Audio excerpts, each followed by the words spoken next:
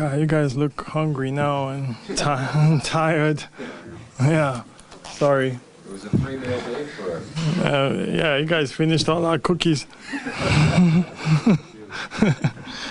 Well, thanks for hanging on here. We had to wait for protocol here, but I appreciate you hanging on. It's a big day for us and a tough day too. We made a big trade, as everyone knows, and this is our opportunity to thank Jonas Valanciunas, Delon Wright, CJ Miles, Greg Monroe, and Malachi Richardson. This part of the business, we all say, is tough, and but these guys were great for us. Where we are as a team, just heard Pascal say, you build camaraderie, you build family, and then we have to do these kind of things, and it makes it difficult. So Jonas was a baby with us, grew up with us. We drafted Delon Wright. So these guys have been special in our organization the last 5 years and 4 years. With Delon, 5 years while I've been here, but Jonas has been here longer. But so with all our hearts, we thank them, and I know the fans and people of Toronto really thank these guys. We want to welcome Marc Gasol, phenomenal player and a real, I think, a winner that hopefully can come and make an impact. I've talked to Marc. He's really excited to be here, and this is, I think, exciting for us going forward as we move to try to, all of us try to achieve a dream of contending for a championship in the NBA, and we hope that that's our goal, and I think everybody on the team understands that. So we'll keep trying to achieve this goal. How much did the moves made by Milwaukee and Philadelphia spur you to be maybe more proactive than you might have been? No, nothing. Those things, yes, you see, and teams are going to make moves. Honestly, when trade deadline moves are, they're sometimes tough because you try to find the right one to make your team better. But as an organization, we don't look at what other teams are doing. I mean, I think Philly made their trade, a couple of days ago, right after we played them. But we respect other teams, but we have to be who we are and try to do our best within what we can do and in the framework of what our goals are now and in the future. I think with a player like Marc, we had talked about it for some time, so it lined it up well for us. In what ways are you better post-trade deadline? Pardon me? In what ways are you better with these moves? And what makes us better? Yeah, with the Gasol position, with the guys you said, what makes the Raptors better positioned now? In your mind. Well, I think we added a player that's very savvy in the playoffs. You need experience going forward. You need really strong basketball mind, toughness. You need size. You need shooting from outside. Basketball IQ, everything. He combines it all. I think another guy that can get you a bucket, you can throw it down to him, and I think that would relieve us a little bit with Kawhi and Kyle and some of our other guys. Obviously, Serge having a great year and Pascal really coming along. So I think that he relieves us a little bit. That high post passing, I think, is very, very important for us. The elbow passing from a big guy that can really pass the ball. He was obviously one of the best players in the league a few years ago. How close do you think he is?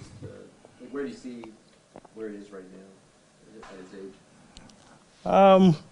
I think still a very strong player. You see it with their team. They had a strong start to the season, but and tapered off later on. But I think he's kept a really strong level. Obviously older player, but I think he understands where he is, and coming to a team here where there's maybe a little bit more help will relieve him too a little bit, and I think Nick is excited, and we'll see how the role fits, and we'll attack it from there. You've moved out 5 guys and brought in 1, obviously have roster holes. How proactive have you already been reaching out to buyout candidates to fill those roster spots? Doug Smith, Kohar Kelly, Bruce Arthur. How good are you guys? Can you play? We have spots. We're going to attack the buyout market, and try and get guys. I think it's becoming a big market in the NBA. So we'll see how that goes.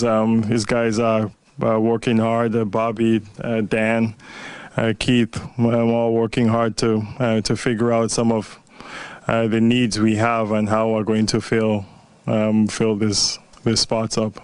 Have you spoken to any players yet, though? Any agents for players who are on the market right now? Have you spoken to anybody? I spoke to a couple agents. We've spoken to a lot of agents. I know Bobby and Dan have spoken to a lot of agents. I personally have spoken to about 3 or 4 agents on specific guys, and some buyouts are done, some are not done, some players are waived, some have not been, so we just have to be aggressive, but also be patient and play it by the books, and wait till we can do anything. Where do you see your biggest need for this trade when looking to the buyout market? I couldn't even tell from the game we just played. I think we'll have to kind of see how it lines up. Probably shooting. We'll try to look for maybe a shooter, maybe some playmaking, maybe a 4 type guy. We'll be out there looking for good basketball players that can come and produce for us. You talked about how he addresses what you're working on now and in the future. How much of the fact that the term on his contract doesn't tie you down necessarily to Gasol for a very long time, and kind of dovetails with Kyle and Serge's contracts expiring at the same time? Yeah, I think you give these guys have I think some solid years ahead of them, but this is how it lines up in terms of our program. We'll see how it goes, and we have to.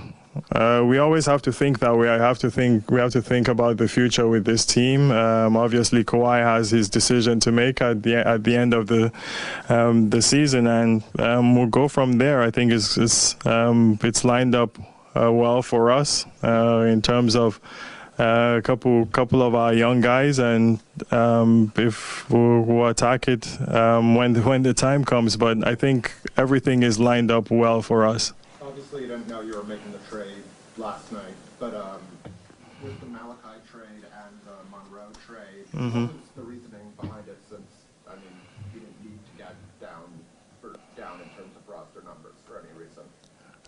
We had our reasons for doing those kind of things. We had to get down on a couple numbers here and there with where we are, but I appreciate our ownership for what they've done and giving us this big leeway to operate, and get into the tax situation, and they were very big for us, but we also have to make little moves here and there to figure that part out. Do you have any knowledge of or feeling for what Marc will do with his player option for next year? No, I don't. I'm excited to see Marc here in a few minutes, and we'll go from there. When you're talking, that doesn't come up when you yak with him. I honestly don't know the answer to No. Yeah, for now, I think Marc is excited to be here, and I think you ask him the question, you guys will get a chance to talk to him, but no, we haven't gone that far yet. We were just, I think, dealing with now and the immediate future, maybe. Talk all day was that you've coveted Marc for a long time. Can you speak to that? Have you made efforts to get him before today? Years, I mean, long term. Those the kind of players they are, like he was legend in Memphis, and they've never been. I can't remember. I don't remember them ever being available, or So and now they were in this position, and obviously, like, Marc fits with us. Would it have been harder to trade a really good team guy like JV if you weren't getting another guy with a similar makeup like Gasol? There's not a lot of time for everything to come together, but obviously you're getting a veteran guy that has the big reputation as a sort of team first guy as well. Yeah, and JV is a team first guy. Like he's the number one team first guy, tough guy, that gave us everything. Like that was a tough phone call today with him, and emotional. He's such a phenomenal person, and gave this franchise his all. And getting that caliber of a player, and on paper we hope to be at a certain place, but JV was strong for us, and we'll miss him. We'll miss him around. So Kyle featured a lot in the rumor mill leading up. Do you have any concerns? You even addressed it. Do you have any concerns about where his head is at? He's here for the stretch run. No, not at all. Yeah, like I had a very good conversation with Kyle, and this was. Rumors are rumors, to be honest, and Kyle was aware, and we had a very good conversation, and I see no issues, honestly, with him. There's zero. We're good, and I think he's focused on this run. Obviously, he had little battles with his back, and he's trying to get back to where he was before. I think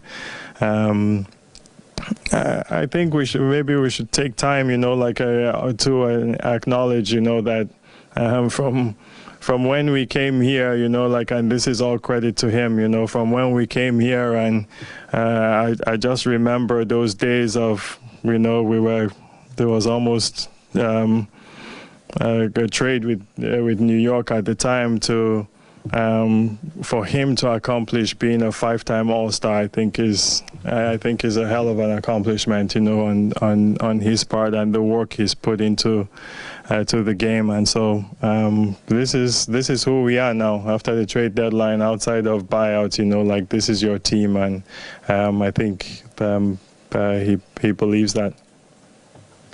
Thanks very much, everyone. Thank you. Thanks, guys. Thank you.